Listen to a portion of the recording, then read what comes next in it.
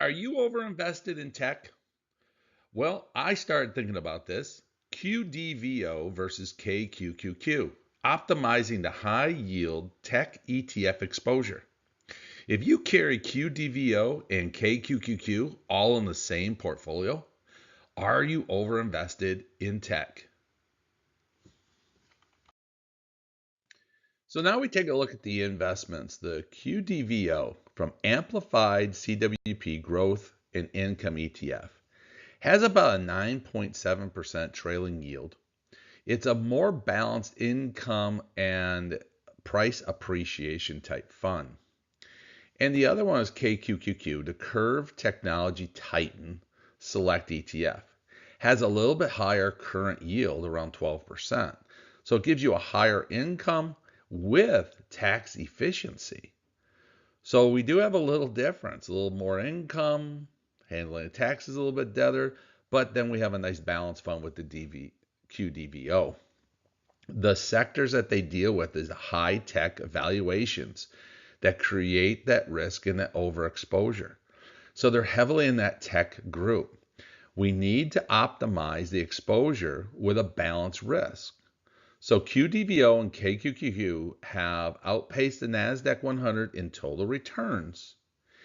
And the key distinctive features that they have is they're both actively managed with option strategies. They're focused on the tech sectors and income generating. And they have a different portfolio construction approach. So these funds offer a way to optimize your tech exposure while generating substantial income potential. When we take a look at the income machine, the income generating part of this, we can look at this. QDVO, I continue to say, it's about 9.91%. Now, the trailing 12-month yields is at 9.91, but in recent distributions, we've seen it go up to 10.9%. Now, we're just using the snapshot of the information available as doing of this video. So distributions, are showing an upward trend with the portfolio value continuously growing. You can look at QDVO's dividends. You can see from November 24th to all the way to November 25, 1 year difference. Look at the change in the value of their distributions. So they've gone from about just a hair over 15 cents to 27 cents. Now, KQQQ income evaluation hits about 12%. It started with a conservative 15-cent monthly distribution. It grew to a stable 40-cent range as the fund matured. So the current yield today is about 12%, slightly below the targeted range of 15 to 16% that the managers are expecting to get from the fund. So it's telling me that there's still fruit on the tree that they can try to continue to improve on. Now, these numbers will all change. There's no question about it. These numbers will change every time they pay out a distribution or make changes to the fund. But across the board, okay, I'm going to lean a little bit more towards the KQQ right now because of that extra, about 2% additional yield on the fund. Now, the portfolio construction, the QDVO approach, it holds just under 50 stocks, less than the NASDAQ 100. It includes non-NASDAQ names like Visa and Eli Lilly. So this is where they get that more balanced approach with a wider diversification.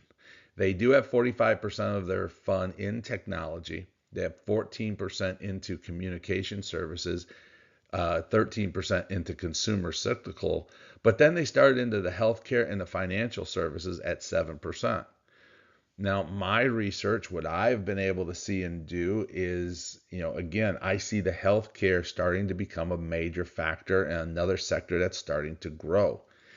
While KQQ's approach is really more concentrated, it has 15 to 25 stocks in its core portfolio. It uses more synthetic price for the positions, and it holds cash and treasuries to give you more options available. Now their tech is a little bit higher, 48.03%, but they're still communication services and they're still in the consumer cyclical.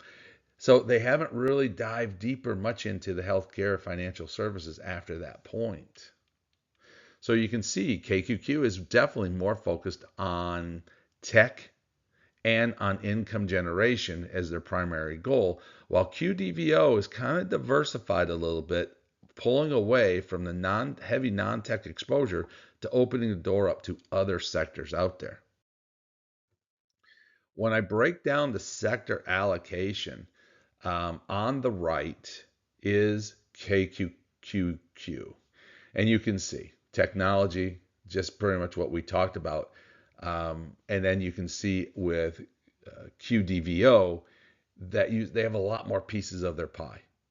They do have the main core, so they are tech, but they do have an opening and growing segments of all different areas of healthcare, financials, and so on. When you look at the stocks down below, they are covering both similar to each other. I was shocked that KQQQ, the NVIDIA was not in their top 8, but then again, their treasury bills have really taken over a major chunk of theirs because they're waiting for changes in the marketplace. The option trading strategies. Now again, QDVO uses a balanced trading platform. They use a technical covered call writing on individual stocks.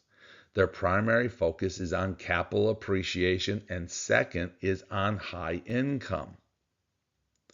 When I look at KQQ, the strategy is more focused on generating higher income and using synthetic price to use for some positions. And it uses protective puts to reduce the downside.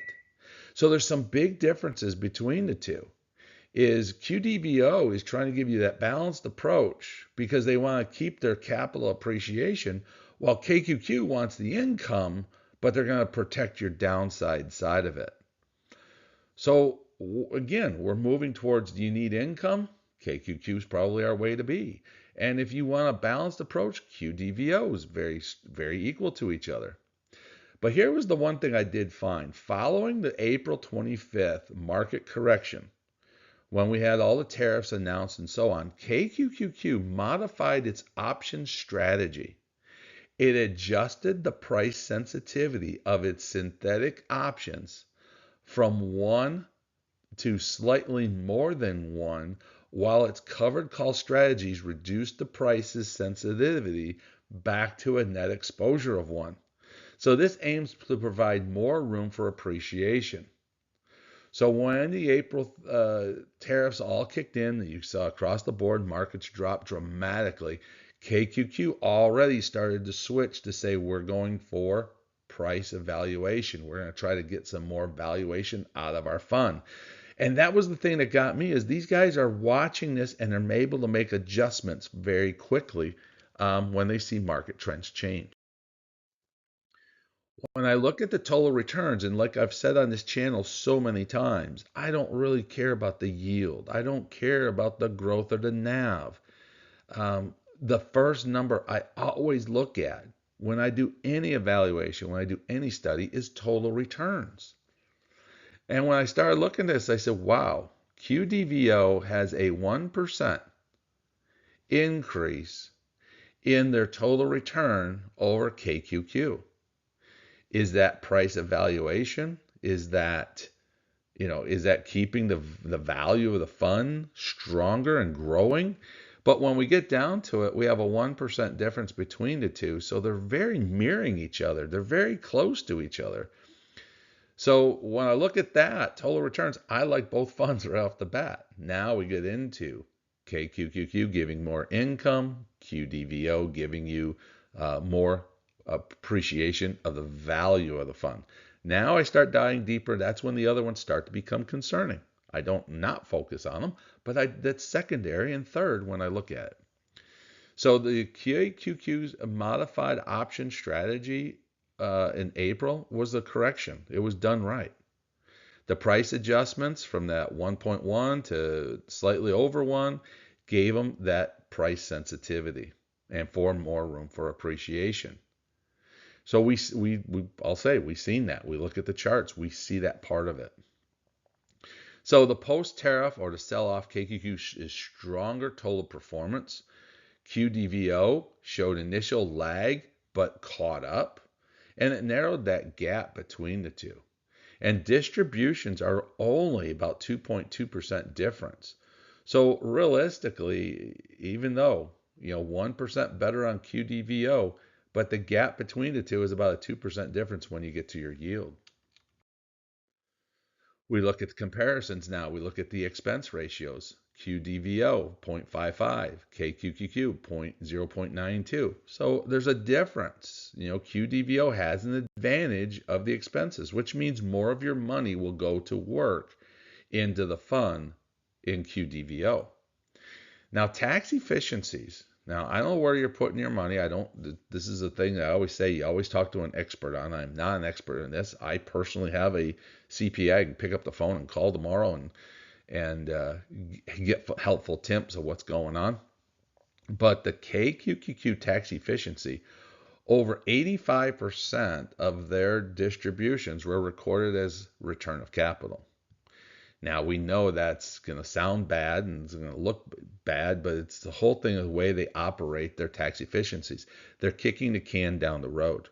They're creating it into capital gains and saves us taxes later on. It's more tax efficient distributions. Now, QDVO tax treatment, only 10% of their total return of their their part came back as return of capital. So ordinary income distribution. So you're going to pay, if you have this in a standard fund, you're going to pay more taxes on the QDVO disbursements than you will on KQQ. If you put it in an IRA, if you have it a 401k, if you have it a Roth fund, now you're dealing with taxes in a different handle. That's why I always say, talk to an expert on that point. So when we look at the fund now in the comparison, when we have QDVO and KQQ, both in that tech focused side of it, the yields 9.7 to 12%, balance versus income focused. We look at other ones out there, JEPQ, the QQEI. Both have high yields. They both have the market base. They're both indexed, but these two really pop to the top of the list when we have things that we're looking at the NASDAQ 100 with the tech drive. The outperformance of the NASDAQ 100 base income funds, the higher yields compared to traditional tech, and more diversified approach. So the key considerations, both funds employ active management. KQQ has that better tax efficiency and a higher return of capital and a little higher income from the yield. QDVO offers that lower fees, has a little higher total return, and a balanced fund across the board. So when I kind of come to the final conclusion of the whole package, I think both funds are diversified exposure to the tech sector income. I really like both funds. I like the balance of QDVO. I like the income focus of KQQQ. I like the diversified exposure in the different market cycles. So for me personally, I'm keeping both of them into my fund. I think QDVO in a bull market may excel with the higher appreciation potential. And in the bear market, I think KQQQ may show a better resilience with the high yield. So I'm keeping them both in my portfolio. I don't think we have a clear winner loser. I don't think we have a clear winner, take all. I think we have two funds doing very, very well across the board. And when I really delve into the whole market of what they're investing in, I kind of see these guys as brother, sister. I see them both going after the same thing, both doing great performances, but both going down two different paths. So I'm comfortable keeping them in my system, keeping them in my portfolio. What do you think? Tell me what you think about this. Do you think you should have one or the other, or keep both in the funds and let them roll? Let me know in your comments below. I'd love to hear from you. Thank you for watching. Press the like button, hit the subscribe button, and join. Leave any comments below and join our Patreon to support the channel. I'm Doug, the Retirement Guy.